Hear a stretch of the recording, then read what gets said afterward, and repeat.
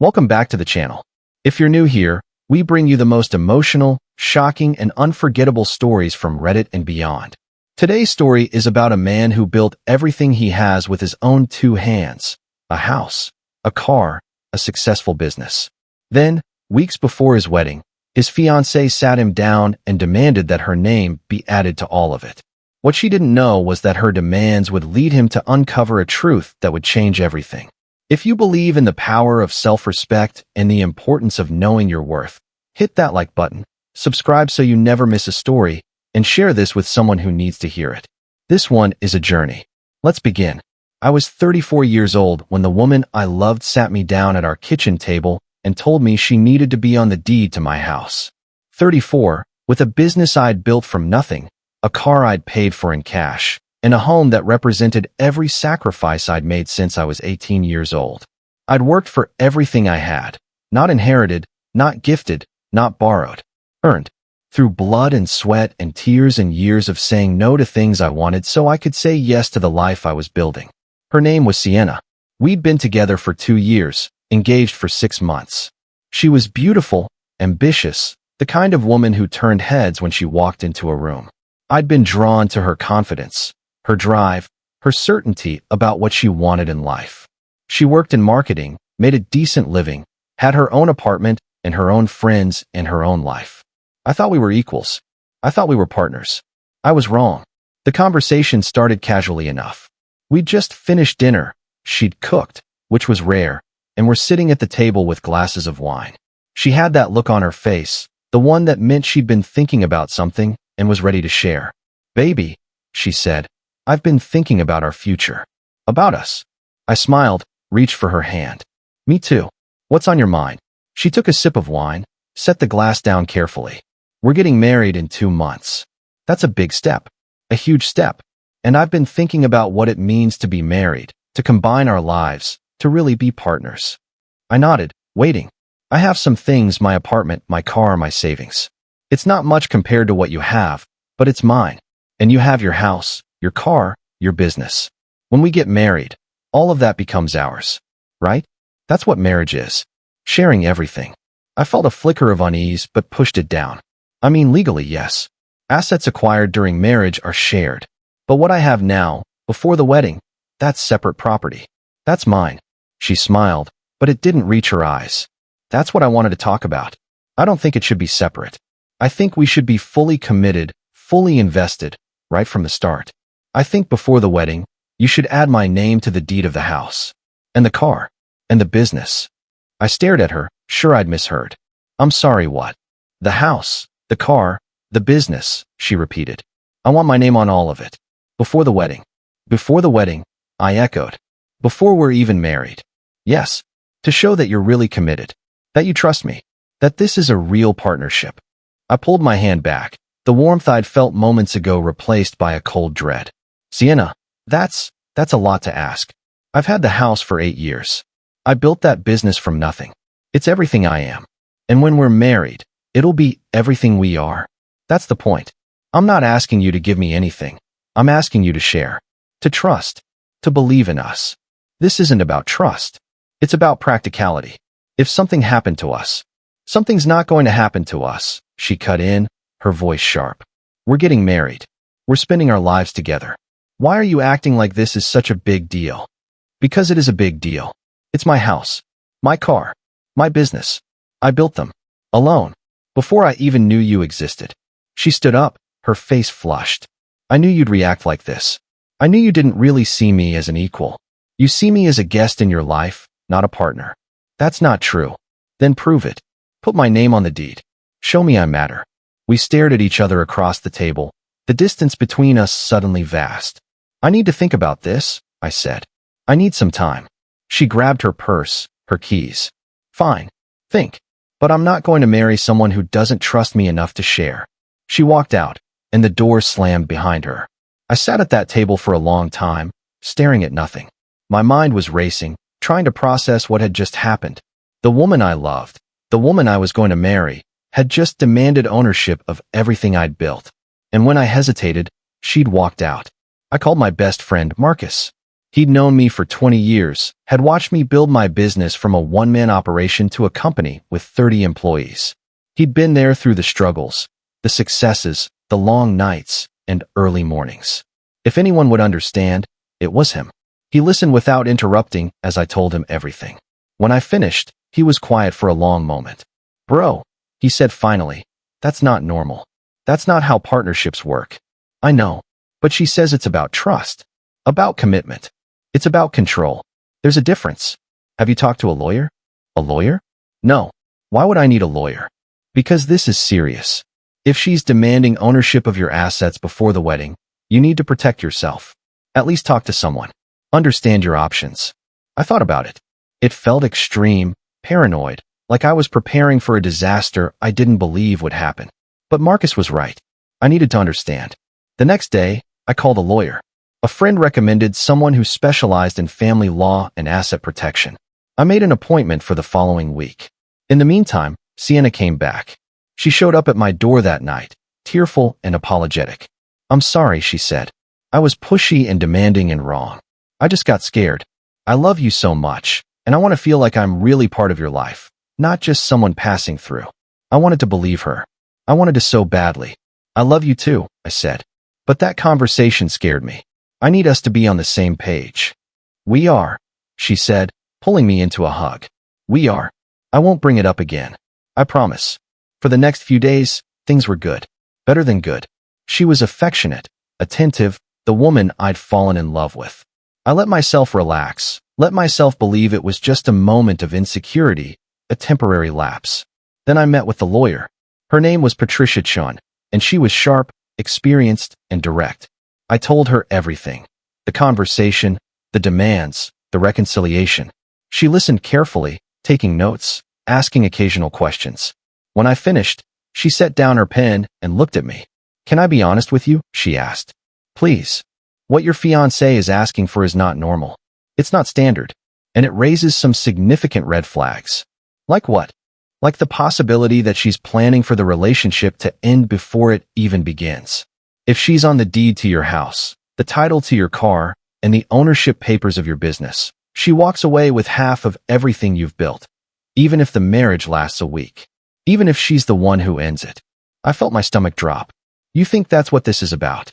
"I don't know, but I've seen it before. People who demand ownership before marriage are often protecting themselves, not building a partnership. And sometimes, they're protecting themselves because they already have one foot out the door." I sat back, stunned. "Here's what I recommend," she continued. "First, do not add her name to anything until you've had a serious conversation about prenuptial agreements. A prenup protects both of you. It clarifies what's separate and what's shared, so there's no confusion or conflict later. She'll never go for that. She'll see it as a lack of trust. Maybe, but her reaction will tell you everything you need to know. If she's truly in this for love, she'll understand the need for clarity and protection. If she's in it for something else, she'll fight it." I left that office with a lot to think about. Over the next few weeks, I started paying closer attention. Little things I'd overlooked before suddenly seemed significant. The way she'd ask about my finances, my business, my plans. The way she'd steer conversations toward what would happen when we're married and how our assets would grow. The way she'd get quiet when I talked about the years before her, the struggles I'd overcome, the sacrifices I'd made. I started checking things. Bank statements, business records, emails. I wasn't sure what I was looking for, but something felt off. And then I found it. A text message on her phone, left open on the kitchen counter while she was in the shower. I didn't mean to snoop. I wasn't looking for anything. But there it was, a notification from someone named Derek. "Just a few more weeks. Then you'll have everything. Can't wait to celebrate." My heart stopped. I stared at those words, trying to make them mean something else. Trying to find an innocent explanation. There wasn't one. I didn't confront her. Not yet. I needed more information. I needed to understand.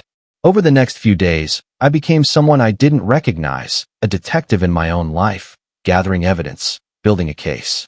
I checked her phone when she was asleep. I read her messages, her emails, her social media. I found things I wish I hadn't. Derek was her ex-boyfriend. The one she'd told me about, the one she'd said was in the past. They'd never stopped talking, never stopped seeing each other. For the entire 2 years we'd been together, She'd been carrying on a relationship with him. And they had a plan. The plan was simple. She would marry me, get her name on everything I owned, then divorce me and take half. Derek would be waiting. They'd been laughing about it for months, messaging back and forth about how easy I was, how trusting, how blind. I read messages where they mocked my business, my house, my car. Messages where they planned their future on my money. Messages where they celebrated my success because it meant more for them. I felt sick. Physically, literally sick. I made it to the bathroom just in time to vomit. When I came out, she was standing there, fresh from the shower, wrapped in a towel. "You okay?" she asked. "You look pale." I looked at her. This woman I'd loved, trusted, planned to marry. This woman who'd been using me from the start. "I'm fine," I said. "Just something I ate." She smiled, kissed my cheek, and went to get dressed. I stood there, in the bedroom of the house I'd built, and made a decision. I called Patricia the next morning. I told her everything. The messages, the plan, the betrayal. She listened, then spoke calmly and clearly. "Here's what we're going to do," she said. "Nothing. For now. You're going to act completely normal. You're going to go along with everything. And you're going to let her think she's winning." "What? What?" "Because if you confront her now, she'll deny everything. She'll gaslight you, make you doubt yourself, possibly even file false claims against you. But if you let her continue, if you let her believe the plan is working, we can gather more evidence and protect your assets legally." "Protect them how?" "I'll draft documents transferring your assets into a trust. A trust that she doesn't know about, that she can't touch. The house, the car, the business, all of it goes into the trust, which is controlled solely by you. Then, when she tries to claim ownership, there's nothing to claim. But won't she notice? Won't she see the paperwork? Not if we're careful. We'll do it quietly, through proper channels. By the time she realizes what's happened, it'll be too late." I agreed. For the next month, I played the part. I was loving, attentive, the perfect fiancé. I talked about the wedding, about our future, about how excited I was to share my life with her. She ate it up, practically glowing with satisfaction. Behind the scenes, Patricia worked. She set up the trust, transferred the assets, created a legal fortress around everything I owned. It was complicated, expensive, and absolutely necessary. The wedding was 3 weeks away when Sienna brought up the deed again. "Have you thought more about what we discussed?" she asked one night, snuggled against me on the couch. "About adding my name to things?" I kept my voice calm, steady. "I have. And I've decided you're right. We should be partners in every way. I want you to feel like this is your home too." She sat up, her eyes bright. "Really? Really? I'll call my lawyer tomorrow, get the paperwork started. It might take a few weeks, but it'll be done before the wedding." She threw her arms around me, kissed me, told me she loved me. I held her, felt her warmth, and felt nothing but cold satisfaction. The paperwork was real. I did have my lawyer draft something. But it wasn't what she thought. It was a prenuptial agreement, buried in legalese, that explicitly stated that all assets held in the trust were separate property and would remain so regardless of marriage. She'd have to sign it to get anything added to her name. And I was going to present it to her at the perfect moment. That moment came 3 days before the wedding. We were at her apartment, going over final details, when I pulled out the document. "One last thing," I said, handing it to her. "My lawyer said we need to sign this before the wedding. It's standard, just clarifies ownership of assets. Protects both of us." She took it, scanned the first page. Her face changed, slowly at first, then all at once. "What is this?" she asked, her voice tight. "It's a prenup. Very standard. Just says that what's mine before marriage stays mine, and what's yours stays yours. It's fair." "A prenup? You want me to sign a prenup? 3 days before our wedding. I want us both to be protected. It's not personal." She stood up, the document crumpling in her hand. "You don't trust me. After everything, you still don't trust me." "I trust you," I said calmly. "That's why I'm asking you to sign it. If you trust me, it shouldn't be a problem." She stared at me, and for a moment, I saw something flicker in her eyes. Fear, realization, the sudden understanding that her plan was unraveling. "I need to think about this," she said, her voice small. "Take all the time you need." I left her there, standing in her apartment, holding the prenup that would destroy her dreams. That night, I got a call from Derek. I don't know how he got my number. I don't know why he called. But his voice was unmistakable, smug, arrogant, convinced he was in control. She told me about the prenup, he said. You think you're so smart, don't you? I think I'm protecting what's mine. It won't work. She'll sign it, marry you, and then we'll wait. A year, 2 years, 5 years. Eventually, half of everything you have will be hers. And then ours. I laughed. Actually laughed out loud. You really don't get it, do you?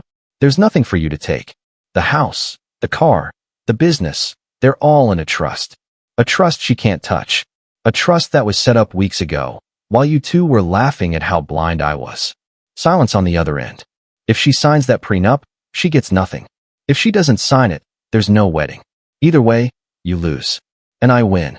I hung up and blocked the number. The next day, Sienna showed up at my door. She looked terrible, red-eyed, pale, desperate. I'll sign it, she said. I'll sign anything. Just please don't leave me. I looked at her. This woman who'd planned to destroy me, who'd laughed at me with her lover, who'd seen me as nothing but a paycheck. It's too late, I said. I know everything. The messages, the plans, Derek.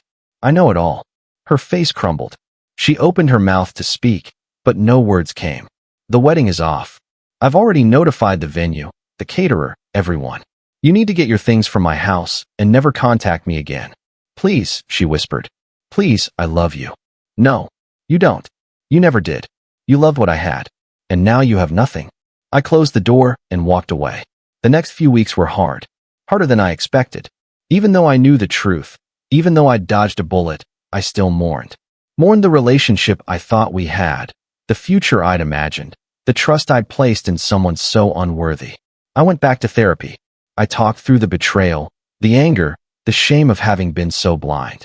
My therapist helped me see that I wasn't foolish for trusting. I was human. And that the failure wasn't mine. It was hers. I threw myself back into work. My business had grown while I was distracted, and there was plenty to do. I traveled, expanded, took on new challenges. I reconnected with friends, made new ones, built a life that had nothing to do with her. Months passed, then a year, then 2. I heard through mutual friends that Sienna and Derek had broken up. Apparently, without my money to fund their dreams, the relationship crumbled. She'd moved away, started over somewhere new. He was still in town, working a dead-end job, drinking too much. I didn't feel satisfaction at that. I didn't feel anything at all. I started dating again, cautiously, differently. I looked for someone who saw me, really saw me, not what I had. It took time, but I found her. Her name was Natalie. She was a teacher, kind and grounded and completely uninterested in my money. She had her own life, her own career, her own dreams. She loved me for who I was, not what I owned. We've been together for 3 years now, married for 1. We live in my house, our house now, because I wanted to share it with her. Not because she demanded it, but because I chose to. And that's the difference. That's everything. I think about Sienna sometimes, usually when I'm feeling reflective. I wonder if she ever learned from what happened. If she ever realized that the problem wasn't me, it was her. Her greed, her manipulation, her belief that love was something to be exploited. I hope she did. I hope she found peace. But I don't need to know. I've found mine. Natalie is pregnant now. We're having a son. I think about all the things I'll teach him, about hard work, about integrity, about the difference between people who love you and people who love what you have. I'll teach him to be generous, but not foolish, trusting, but not blind. I'll teach him that the best things in life aren't things at all. The house is still here, solid and warm. The business is thriving, employing dozens of people. The car is newer now, but still mine. All of it, still mine. But none of it matters as much as the woman sleeping beside me, the child growing inside her, the life we're building together. That's the real wealth. That's the only wealth that matters. I'm sitting on my porch now, watching the sunset. Natalie is inside, making dinner. The baby kicks, and she calls me to feel it. I press my hand to her belly and feel that tiny movement, that promise of the future. This is my life. This is my peace. This is everything. Thank you for listening to this story. If it resonated with you, if it made you feel something, please hit that like button, subscribe to the channel for more real-life tales, and share this with someone who needs to hear it. You never know who might be facing their own version of this story, wondering if they're being used, questioning their own instincts. Trust yourself. You know more than you think. And when someone shows you who they are, believe them. Take care of yourselves. Take care of each other. And never let anyone make you feel like what you've built isn't yours to protect. The right person will love you for you.